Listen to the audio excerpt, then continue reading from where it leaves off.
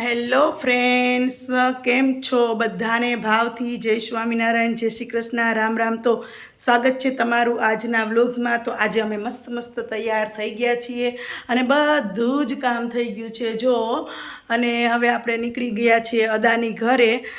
અદાનું ઘર જુનાગઢ જ છે, એટલે પર્સ લઈને ખાલી હાથમાં મોબાઈલ લઈને ભાગવાનું છે.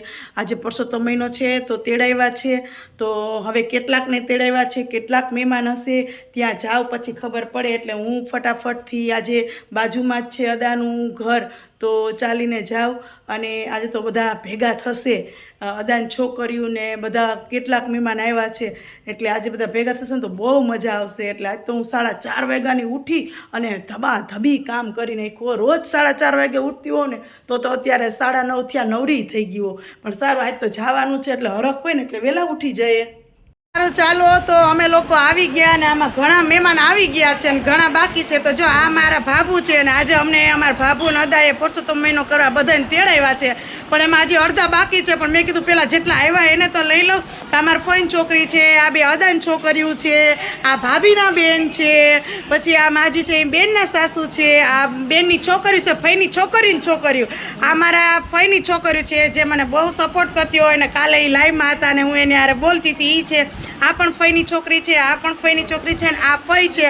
અને હજી રસોડામાં તો કેટલાય છે, ચાલો બતાવું. હજી આ બધાય રસોડામાં કેટલા છે ને હજી તો કેટલા આવ્યા નથી. અને ભાભીઓ છે ને એ મહેમાનોનું સ્વાગત કરવામાં છે. ભાઈ ને ભાભી એ બધા મહેમાન આવે છે એનું સ્વાગત કરવામાં છે. આ અમારા નાના ભાભી છે, જો ચા દે છે બધાને. અને આ મારા ભાઈ છે જેને આજે પરસોત્તમ મહિનો કરવા માટે અમને બધાને તેડાવ્યા છે. એ બાને કે બધાય ભેગા થાય. અને આ ભાભી અને આ ભાભી, આ ભાભુની ભત્રીજીયું છે અને વહુ છે અને બધા હજી તો કેટલાય બાકી છે. એટલે આજે મેં તમને કીધું હતું ને કે કેટલા ઘણા જ મહેમાન આવશે, પણ હું આવી ગઈ. મને એમ હતું કે મારે મોડું થયું, પણ ના આપણે આવી ગયા છે ટાઈમસર. અને હજી ધીમે ધીમે મહેમાન આવવાનું ચાલુ થયું છે. એટલે હવે છેલ્લે આપણે જોઈએ છીએ કેટલા મહેમાન અહીંયા ભેગા થયા છે નીચે.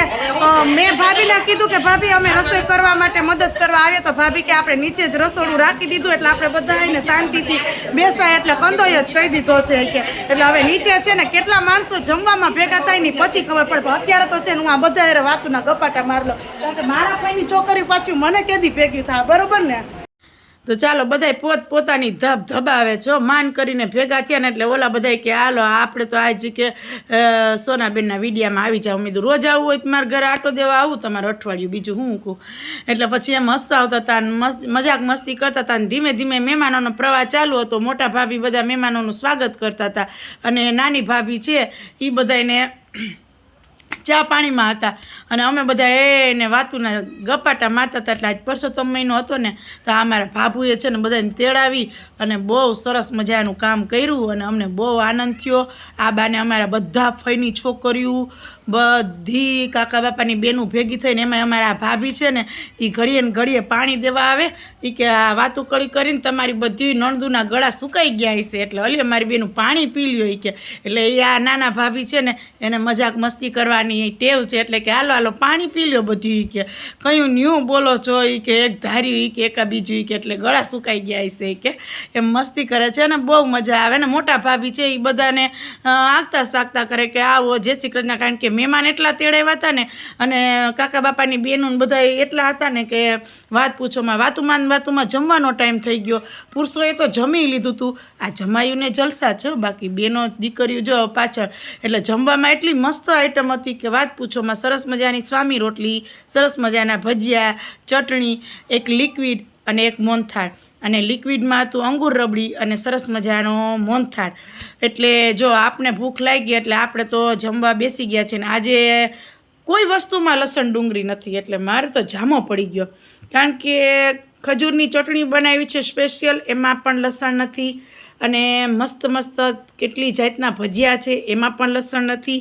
અને સાથે સાથે કોઈ પણ વસ્તુ શાકમાં કે ક્યાંય લસણ નાખ્યું નથી. એટલે હું મજાક કરતી હતી, પૂછતી હતી કે ભાઈ આમાં ક્યાંય લસણ નથી ને તો અમારાથી ભૂલમાં ખવાઈ જાય ને. તો તો મારો જે આ અદાન છોકરો કે મને ખબર હતી ને સોનાબેન લસણ ડુંગળી નથી ખાતા, એટલે આપણે ક્યાંય લસણ ડુંગળી નાખ્યા નથી ને જો આ અંગુર રબડી એટલા ભાવથી બધાને આગ્રહ કરીને પીરસે છે ને કે વાત પૂછોમાં. આમ અમને આજે પરસોત્તમ મહિનામાં અદાની ઘરે એવી મજા આવી ને કે એનું તો શું, તમે આ જોવો છો ને શબ્દોથી તો વર્ણન જ નથી થાય.